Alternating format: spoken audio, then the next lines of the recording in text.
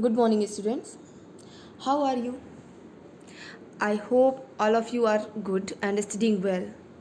Students, in our previous lecture, you had read about the condition of third state people that were common men and their struggle for freedom. इसके पहले वाला जो chapter आपने पढ़ा था उसमें आपने पढ़ा था कि उनकी जो थर्ड स्टेट है मीन्स कॉमन मैन जो है उनकी क्या कंडीशन है फ्रांस में और उन्होंने अपने फ्रीडम के लिए कौन कौन से स्ट्रगल्स किए. So, in today's video, you will get to know about the outbreak of the revolution. That means, what were the reasons which encourages people to revolt, and what was the reason behind the revolution that people were encouraged to do revolt. Means क्या क्या reasons थे जिनकी वजह से जो हमारे common man थे, हमारा क्या दैट मीन्स फ्रांस का जो कॉमन मैन था वो इस चीज़ पे तुल गया कि उसे अपनी आज़ादी चाहिए. उसने ऐसा क्या उस टाइम में क्या हुआ जो उसने रिवॉल्ट के लिए अपने इंकरेज हुआ, वो कह सकते हैं उत्साहित हुआ, इंकरेज हुआ. ठीक है. So let's get start our second chapter that is the outbreak of the revolution. ये एक नया चैप्टर नहीं है, ये यूनिट आपकी है फ्रेंच रिवॉल्यूशन, उसी का ये सेकेंड पार्ट है. मतलब जब वहाँ पर रिवॉल्यूशन फिर से स्टार्ट हो, जैसे थोड़ा थोड़ा टाइम पे एक एक कुछ ऐसा होता है जिसकी वजह से लोगों को रिवॉल्यूशन करने के लिए मतलब उनको ये लगता है कि अब हमें इसके खिलाफ आवाज़ उठानी चाहिए. ये चीज़ अब पानी सर के ऊपर चला गया है तो अब उन्हें इस चीज़ पर थोड़ा फोकस करना चाहिए और अपनी आज़ादी के लिए लड़ना चाहिए. तो ये एक सेकेंड पीरियड हुआ, वहाँ का सेकेंड टाइम ऐसा हुआ कि वहाँ पर रिवॉल्यूशन की स्टार्टिंग हुई. So we are here going to start our new chapter that is the outbreak of the revolution.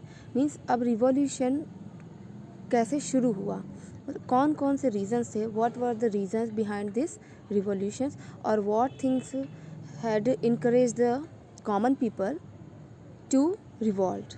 ठीक है, क्या क्या चीज़ें थी जिनकी वजह से रिवॉल्यूशन आया और किन चीज़ों ने कॉमन पीपल को इनकरेज किया कि वो रिवॉल्ट करना शुरू करें.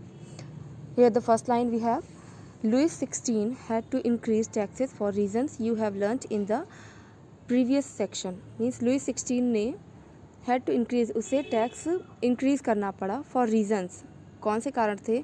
You have learnt it in the previous section. आपने इसके पहले वाले जो लेसन 1 आपने पढ़ा है उसमें आपने इसको पढ़ा है कि कौन से वो रीजंस थे जिनकी वजह से उसने टैक्सेस को बढ़ा दिया था. How do you think he could have gone about doing this. आप ये सोच सकते हैं कि उसने ये सब चीज़ें कैसे की होंगी. In France of the old regime का जो फ्रांस था, द मोनार्च मीन्स कैसा था, वो मोनार्च था मीन्स राजशाही थी, वहाँ पर राजा का शासन चलता था. Did not have the power to impose taxes according to his will alone. तो राजा के पास अब ये डिड नॉट हैव मतलब अब उसके पास ये अधिकार, ये पावर नहीं रह गई थी टू इम्पोज टैक्सेस कि वो टैक्सेस लोगों पर कर लगा सके according to his will alone, कि वो उसकी खुद की इच्छा है इसलिए वो लोगों पर टैक्स नहीं लगा सकता है. Rather he had to call a meeting of the states general which would then pass his proposal for new taxes. अब क्या होने वाला था, अब जो टाइम था अब इसमें था कि जो मोनार्च था ओल्ड रिजीम के अकॉर्डिंग ये तो ख़त्म हो गया कि राजा चाहेगा अगर तो अपनी खुद की मर्ज़ी से वो टैक्सेस इंक्रीज़ करेगा, इम्पोज करेगा लोगों पर, और नहीं चाहेगा तो नहीं करेगा. अब था कि जो बल्कि अब जब उसे टैक्स बढ़ाना होता था तो वो rather he had to call meeting, तो इसके लिए उसे एक मीटिंग बुलानी पड़ती थी. और मीटिंग में कौन आता था? स्टेट जनरल नाम जो एक ऑर्गेनाइजेशन था ये आते थे, which would then pass his proposal for new taxes. वो इनके प्रपोज़ल को मतलब राजा ने अपना प्रपोज़ल स्टेट जनरल को देना होता था और स्टेट जनरल उस प्रपोज़ल पे थिंक करता मतलब अपना विचार करता था, वो उसको कंसीडर करता था और इसके बाद वो न्यू टैक्सेस को, अगर राजा कोई न्यू टैक्सेस लगाना चाहता तो वो उस प्रपोज़ल को पास करता था. The states general was a political body to which the 3 states sent their representatives. और स्टेट जनरल में कौन होता था? ये एक पॉलिटिकल बॉडी थी जिसमें जो 3 स्टेट्स से मीन्स क्लर्जी, नोबिलिटी और कॉमन पीपल या पीजेंट्स का जो ग्रुप था उससे लोग अपने रिप्रेजेंटेटिव जो भेजते थे वो रिप्रेजेंटेटिव ही स्टेट जनरल बनते थे। However, the monarch alone could decide when to call a meeting of this body। मतलब अब सिर्फ राजा के पास ये अधिकार था, मोनार्च अब उसके पास ये अधिकार था कि वो सिर्फ ये डिसाइड कर सकता था कि मीटिंग को कब बुलाना है। मतलब वो टैक्स उसको बढ़ाना है और वो बढ़ा दे ऐसा नहीं कर सकता, सिर्फ उसके पास ये राइट था, ये पावर थी कि वो मीटिंग को कब बुलाना चाहता है, वो इस चीज़ के लिए लाइबल था, इस चीज़ के लिए एंटाइटल्ड था। The last time it was done was in 1614। मतलब लास्ट टाइम उसने जो मीटिंग बुलाई थी वो थी 1614, वो टाइम था जब उसने मीटिंग बुलाई थी। मीटिंग बुलाई थी क्यों? ताकि टैक्सेस को उसे बढ़ाना था। On 5 May 1789 On 5 May 1789, Louis XVI called together an assembly of the States General to pass proposals for new taxes। 5 May 1789 को, ठीक है, 5 मई 1789 को उसने Louis 16 called together N assembly, उसने एक असेंबली बुलाई ताकि वो लोगों को बुला सके, उसने इकट्ठा किया सभी को of the state general state general की असेंबली बुलाई to pass proposal for new taxes, ताकि वो नए टैक्सेस का प्रपोजल पास करवा सके। A resplendent hall in Versailles was prepared to host the delegates. और जो हॉल था, कौन सा शाही दरबार जो था, हॉल था वर्साइल का, जो राजा का राजमहल था उसका नाम वर्साइल था, वहाँ का जो शाही हॉल था उसे तैयार किया गया, प्रिपेयर्ड किया गया टू होस्ट द डेलीगेट्स, जो डेलीगेट्स आने वाले हैं उनके लिए। The first and second state sent 300 representatives each. First state से और सेकेंड स्टेट से 300 रिप्रेजेंटेटिव्स गए, मतलब फर्स्ट स्टेट से 300 और सेकेंड स्टेट से भी 300, टोटल 600 अपर 2 स्टेट्स से थे। Who were seated in rows facing each other on 2 sides। अब ये दोनों कैसे बने, ये दोनों लोग, ये है फर्स्ट स्टेट का, इनका फेस इस साइड है, ये सेकेंड स्टेट के डेलीगेट्स हैं रिप्रेजेंटेटिव, इनका फेस इस साइड है और इन्हें बैठाया गया, ठीक है। और इसके बाद each other on 2 sides while the 600 members of the third state had to stand at the back. और जो थर्ड स्टेट के 600 मेंबर थे, 600 मेंबर थे, उनको खड़े होने के लिए कहा गया इनके पीछे साइड में। ये थर्ड स्टेट के, ये फर्स्ट के हुए, ये सेकंड के, और ये थर्ड स्टेट के जो मेंबर्स थे उनको कहा गया कि वो पीछे के साइड उनके बैक में खड़े रहेंगे। The third state was represented by it's more prosperous and educated members. Third state जो था, इसने जो अपने रिप्रेजेंटेटिव्स भेजे थे वो बहुत ही ज़्यादा प्रॉस्परस थे और एजुकेटेड मेंबर्स थे, मतलब बहुत ज़्यादा पढ़े लिखे, और प्रॉस्परस मतलब रिच या वेल्दी थे। Peasants, artisans and women were denied entry to the assembly. Peasants किसान को, आर्टिशंस मीन्स जो नक्काशी करते, जो काम करते, वो, विमेन औरतों को, were denied entry to the assembly, उस असेंबली में जाने से मना कर दिया गया, ठीक है, उन्हें जाना उनका निषेध था। However, their grievances and demands were listed in some 40,000 letters which the representatives had brought with them। तो क्या किया गया, जब इन लोगों को जाना मना कर दिया गया तो जो थर्ड स्टेट के रिप्रेजेंटेटिव्स थे, इसीलिए कहा गया कि वो ज़्यादा एजुकेटेड थे और प्रॉस्परस थे, क्योंकि उन्होंने सोचा कि ऐसे तो हमारी बातें उस असेंबली में कोई सुनेगा नहीं। तो क्या किया उन्होंने देयर ग्रीवेंसेस, उनको क्या चीज़ें चाहिए थी, और मतलब जो हमारे वीमेन जिनको जाने से मना कर दिया गया, वीमेन को, पीजेंट्स को, आर्टिशंस को, तो उन्हें मतलब उनकी मांगों को लिखवा लिया गया कि वो क्या डिमांड करना चाहते हैं, क्या डिमांड है उनकी और क्या ग्रीवेंसेस हैं, वो सब चीज़ें। 40,000 लेटर्स में उन्होंने उस चीज़ को लिस्टेड किया, उनकी डिमांड्स और ग्रीवेंसेस को, which the representatives had brought with them, जिसे वो जो रिप्रेजेंटेटिव्स हैं थर्ड स्टेट के, वो अपने साथ लेकर उस असेंबली में प्रेजेंट हुए। Voting in the state general is the past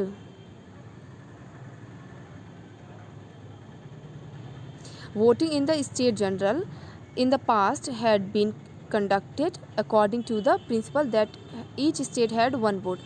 अब क्या हुआ वहाँ पर, ये हुआ कि जितने भी लोग आए हैं वो सभी एक, ये प्रिंसिपल मतलब ये सिद्धांत बनाया गया वहाँ के हिसाब से कि एक व्यक्ति एक ही वोट के लिए खड़ा हो सकता है। तो इस तरीके से सोचिए, तो यहाँ तो चीटिंग हो गई, क्योंकि first state second state advantages थे, उनको मिले थे, प्रिविलेज थे वो, तो उनके तो मिला के, उन दोनों के मिला के 600 बनते, और यहाँ हमारे अकेले के 600 थे। जबकि उसके मुकाबले हमारे यहाँ मतलब जो थर्ड स्टेट है मीन्स कॉमन मैन का, पीजेंट्स का, वहाँ से और लोगों को एज एन रिप्रेजेंटेटिव भेजना चाहिए था, बट ऐसा नहीं था। तो this time to Louis 16 was determined to continue the same practice. तो इस बार लुई 16 चालाकी करना चाह रहा था, वो चाह रहा था कि यही चीज़ें इस बार भी फॉलो हो, जैसा पहले ओल्ड रिजीम में था कि एक रिप्रेजेंटेटिव एक वोट को रिप्रेजेंट करेगा। तो वो चाह रहा था कि यही जो प्रिंसिपल है, ये जो इसी को सेम प्रैक्टिस यहाँ भी की जाए। But members of the third state demanded their voting now be conducted by the assembly as a whole. लेकिन जो थर्ड स्टेट के मेंबर्स गए थे, उन्होंने डिमांड किया कि voting now be conducted by the assembly as a whole, कि पूरी असेंबली का मिला के एक बार वोट किया जाए। Where each member would have one vote, जहाँ पर हर एक मेंबर का अपना एक वोट हो। This was one of the democratic principle. ये एक बहुत लोकतांत्रिक विचार था, मतलब डेमोक्रेटिक मीन्स जिसमें सभी की भलाई के बारे में सोचा जा रहा था, सभी के थॉट्स को अडॉप्ट किया जा रहा था, उनको एक्सेप्ट किया जा रहा था।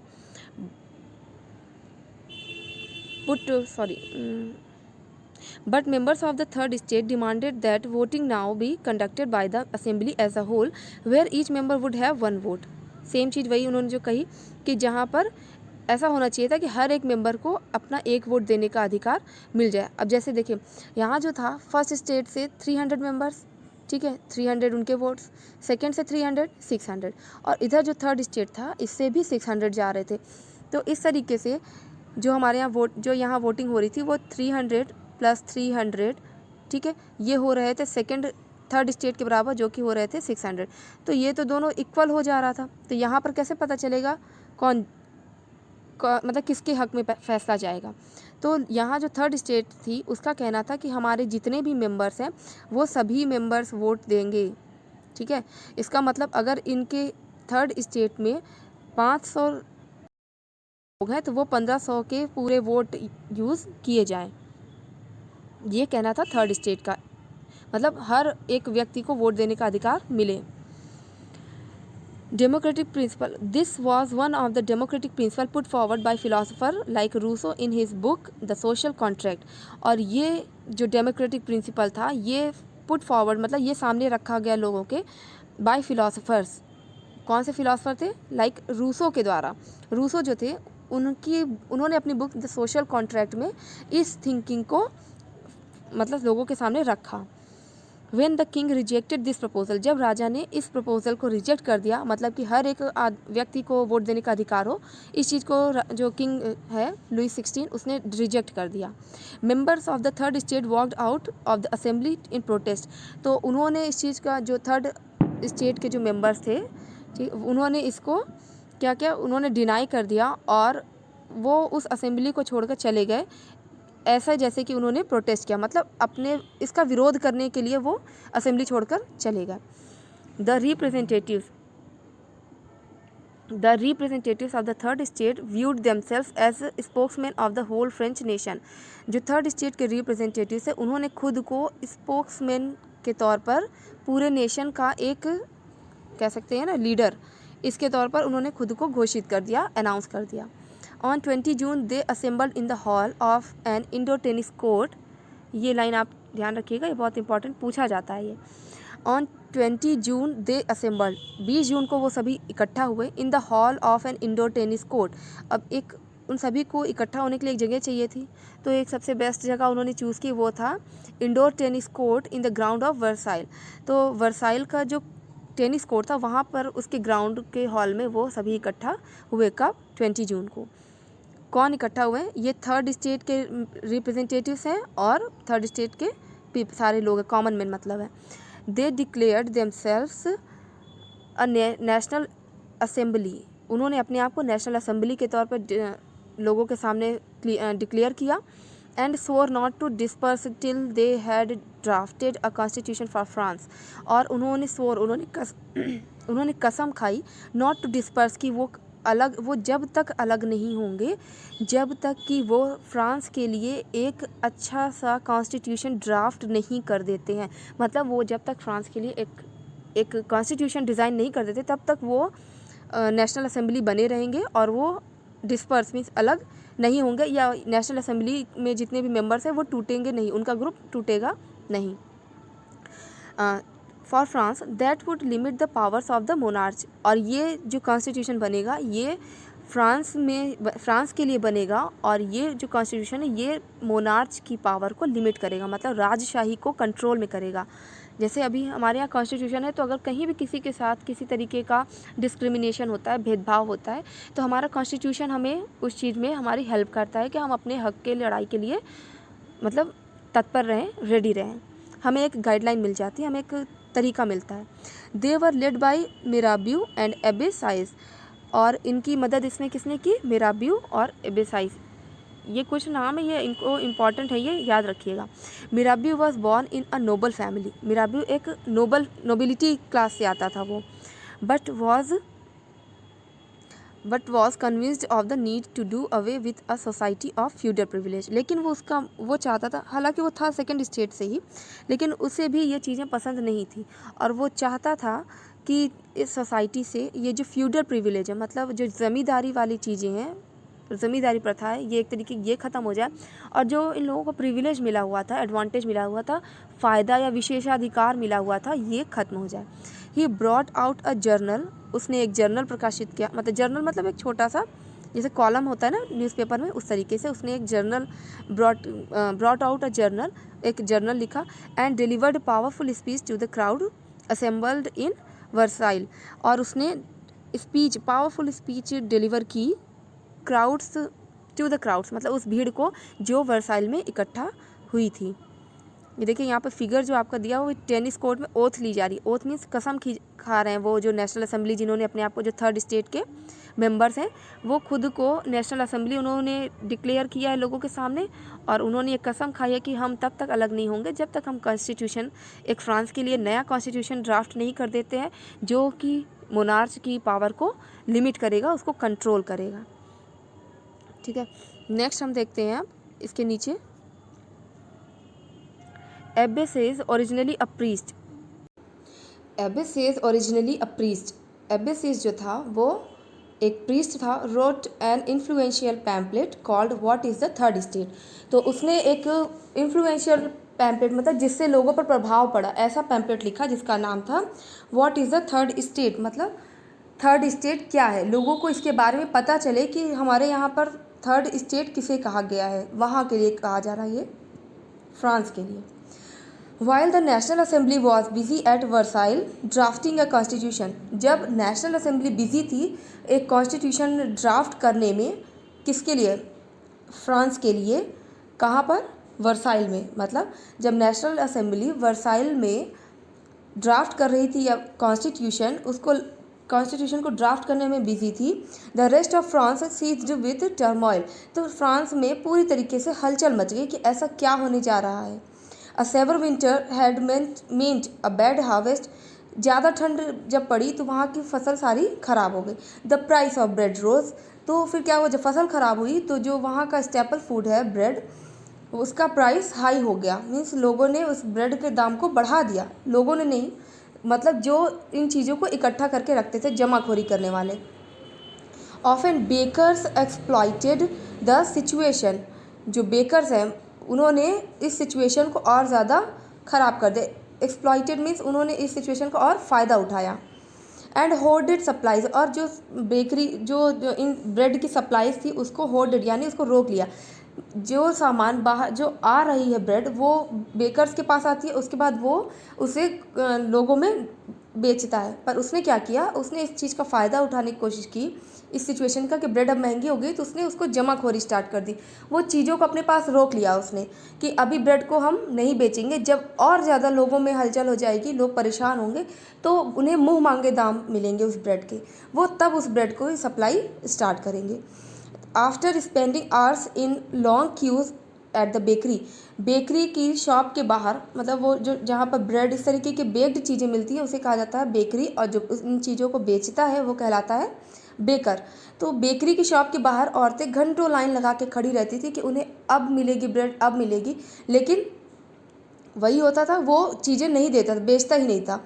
Crowds of angry women stormed into the shop. तो ऐसे भी क्या हुआ, जो औरतें लाइन लगा के खड़ी थी, घंटों लाइन लगा के खड़ी थी, उन्हें गुस्सा आया और उन्होंने उस दुकान को तोड़ फोड़ डाला।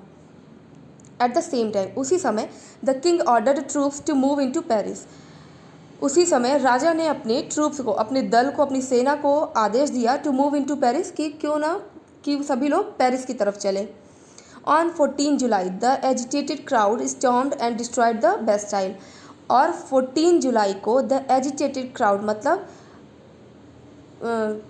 गुस्सैल भीड़ ने, क्रुद्ध भीड़ ने स्टॉर्म्ड, उसने हलचल मचा दी वहाँ, and destroyed the Bastille, Bastille को नष्ट कर दिया, डिस्ट्रॉय कर दिया। बेस्टाइल क्या था?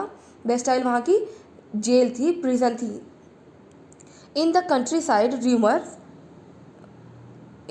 Side rumours spread from village to village. Countryside में ये अफवाह फैल रही थी, र्यूमर्स में अफवाह फैल रही थी, फ्रॉम विलेज टू विलेज, गांव गांव ये अफवाह फैली, that the lords of the manor had hired bands of brigands who were on their way to destroy the ripe crops.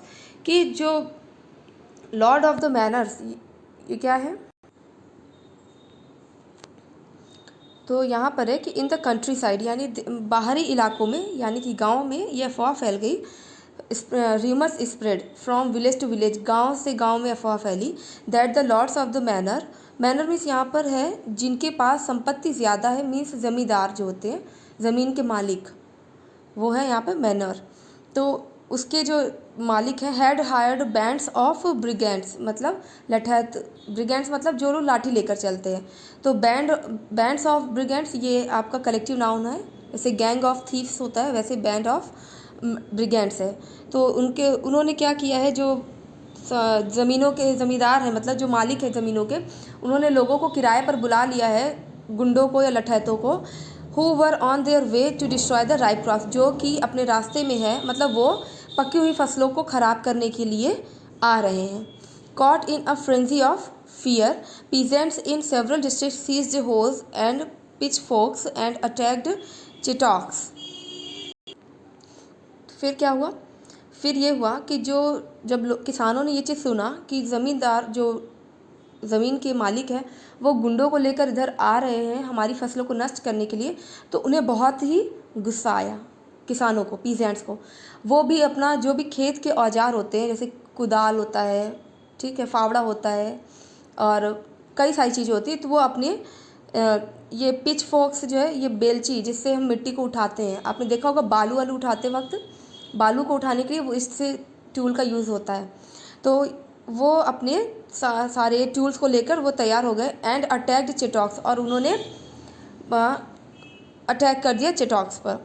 They looted hoarded grain, उन्होंने जो अनाज को इकट्ठा करके रखा गया था उन्होंने उसको सब लूट लिया। एंड बर्ट डाउन डॉक्यूमेंट्स, और सारे कागजात दस्तावेज को जला दिया। कंटेनिंग रिकॉर्ड्स ऑफ मैनोरियल ड्यूज, जिसमें लिखा हुआ था कि किस पे कितना कर्ज है, यानी जितने भी वसूली वाले जो पेजेस होते हैं, रजिस्टर होते हैं जिस पर लिखा होता है कि इस किसान के ऊपर इतना कर्ज है, इतना कर्ज से देना है, वो सारे डॉक्यूमेंट्स मतलब सारे सबूत ख़त्म कर दिए, ना चीज़ें रहेंगी और ना ही वो उनसे किसी तरीके का कर ले पाएंगे या फिर कर्ज उनको चुकाना पड़ेगा। A large number of nobles fled from their homes, काफ़ी ज़्यादा संख्या में लोगों को फ्लेड फ्रॉम देयर होम्स, अपने घरों से निकलना पड़ा। Many of them migrating to neighbouring countries, और काफ़ी सारे तो अपने बगल जो मतलब पड़ोसी देश है उसमें उन्होंने माइग्रेशन कर लिया, वो वहाँ के लिए चले गए या प्रवास कर गए। Faced with the power of his revolting subjects, Louis XVI finally accorded recognition to the National Assembly and accepted the principle that his power would from now on be checked by a constitution। तो जब Louis 16 ने देखा कि उसकी जनता जो subject है, subject मतलब उसकी प्रजा वो रिवॉल्ट इस तरीके से कर रही है, मतलब कि वो अब उसके आदेशों को नहीं मानेंगे, तो जो लुइस 16 है उसने क्या किया, उसने नेशनल असेंबली को बताया एंड एक्सेप्टेड द प्रिंसिपल, और उसने इस सिद्धांत को एक्सेप्ट कर लिया कि his power wood from now on be checked by a constitution, कि अब से उसकी जो पावर होगी वो कॉन्स्टिट्यूशन के हाथों में होगी, मतलब अब कॉन्स्टिट्यूशन के अकॉर्डिंग वो रूल करेगा, ना कि वो अपने मन मर्जी का काम करेगा। अब वो नेशनल असेंबली को जो है वो अपना मतलब जवाब देने के लिए जवाबदेही होगी उसकी, वो कोई भी काम करेगा तो उसे उसके लिए उसने क्यों किया और ऐसा क्यों करना चाहता है, इन सारी चीज़ों का डिक्लेरेशन उसे नेशनल असेंबली को देना होगा, और उसके जितने भी वर्क होंगे वो कॉन्स्टिट्यूशन के अकॉर्डिंग होंगे, मतलब उसके ऊपर अब कंट्रोल होगा किसका, फ्रेंच कॉन्स्टिट्यूशन का। ऑन द नाइट ऑफ 4 अगस्त 1789, 4 अगस्त 1789, 4 अगस्त 1789 की रात को the assembly passed a decree abolishing the feudal system of obligations and taxes.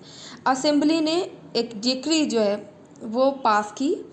Decree मतलब एक तरीके से कह सकते हैं घोषणा पत्र, जिसमें हम मैनिफेस्टो कह सकते हैं, जिसमें हम ये चीज़ें बताते हैं कि हम क्या क्या काम करने वाले हैं। तो उन्होंने जो नेशनल असेंबली है 4 अगस्त 1789 को उसने एक डिक्री पास की, अबॉलिश द फ्यूडल सिस्टम, यानी कि वहाँ की जो फ्यूडल सिस्टम है, ज़मींदारी प्रथा है, उसको अब से ख़त्म कर दिया जाएगा। Feudal system of obligation and taxes मतलब उसमें किसी तरीके का कोई टैक्स नहीं होगा और ऑब्लिगेशंस और टैक्सेस का कोई भी वहाँ पर काम नहीं होगा। ऐसे जो फ्यूडल सिस्टम था उसको अब से ख़त्म कर दिया जाएगा, एबॉलिश कर दिया गया। टीथेस वर एबॉलिश्ड। टीथेस मतलब जो रिलीजियस टैक्स था वो भी अब से ख़त्म कर दिया गया। And lands owned by the church were confiscated, और जो चर्च ने जितनी भी ज़मीनों को अपने कब्ज़े में कर रखा था वो सभी हटा दी गई। मतलब अब उन ज़मीनों पर कर्ज जो चर्च है उसका कोई कब्ज़ा नहीं रहेगा। एज अ रिज़ल्ट इसका क्या परिणाम हुआ? The government required asset worth at least 2 billion livres. इसका रिज़ल्ट ये निकला कि जो गवर्नमेंट है उसके पास अब कुछ संपत्ति हो गई थी जिसका कॉस्ट 2 बिलियन लिवरेज के बराबर था। मतलब अब जब इंडिविजुअल राइट्स उन सब के हट गए कि जो चर्च ने अपने अधिग्रहण में लिया हुआ था कुछ ज़मीनों को, और ये जो आपका फ्यूडल सिस्टम था इसकी वजह से जो मेन कंट्री को फ़ायदा होना चाहिए था वो नहीं हुआ। अब जो है जब ये चीज़ें ख़त्म हो गई, मतलब फ्यूडल सिस्टम ख़त्म हो गया, चर्च का एकाधिकार ख़त्म हो गया ज़मीनों पर से, तो अब जो गवर्नमेंट है वहाँ की उसके पास एक्वायर्ड कुछ संपत्ति हो गई, जैसे 2 बिलियन लिवरेज तक की उसके सब पास संपत्ति हो गई थी। So that's all here. We will continue from the 2.1 exercise, sorry exercise नहीं, 2.1 से हम स्टार्ट करेंगे आज का लेक्चर। So that's all for today. Thank you for watching this video.